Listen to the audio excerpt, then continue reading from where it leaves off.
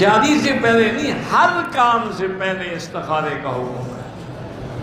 حتیٰ کہ صحابہ فرماتے ہیں کہ حضور ہمیں کان یعلمنا کما یعلمنا آیت القرآن، جیسے حضور ہمیں قرآن یاد کراتے تھے ایسے استخارہ یاد کرواتے، اتنی اہمیت۔ اسی لیے حکم ہے کہ من استخارہ ما ندم، جو آدمی استخارہ کر کے کام کرتا ہے اس کو کبھی غم نہیں ہوتا، نقصان نہیں ہوتا۔ اور استخارے کا طریقہ یہ ہے کہ 2 رکعت نماز بنیت استخارہ پڑھیں، اس کے بعد درود شریف پڑھتے رہیں جتنا اللہ توفیق دے۔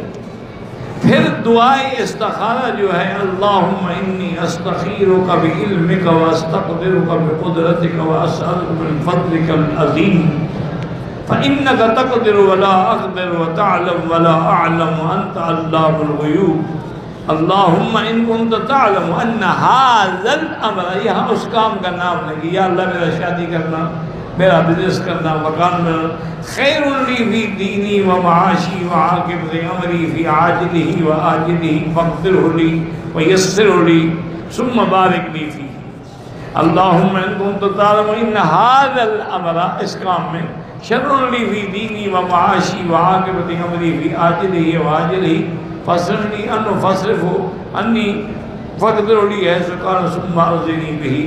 آپ کو یاد نہیں ہوگی، آج کل چھپی ہوئی دعا استخارہ مل جاتی ہے، آپ وہی دعا دیکھ کے پڑھتے ہیں، کم از کم 3 دفعہ پڑھیں۔ ضروری نہیں ہے کہ آپ کو کوئی خواب نظر آئے، آ جائے نہ ہے، دیکھیں کہ دل کا میدان اس کام کرنے کی طرف ہے یا نہیں۔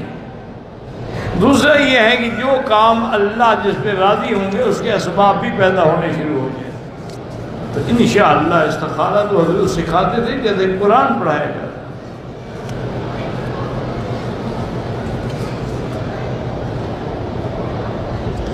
جمعہ کے دن کون سا درود پڑھیں؟ افضل درود تو وہی ہے جو آپ نماز میں پڑھتے ہیں، کیونکہ یہ وہ درود ہے جو خود حضور پاک نے پڑھا ہے۔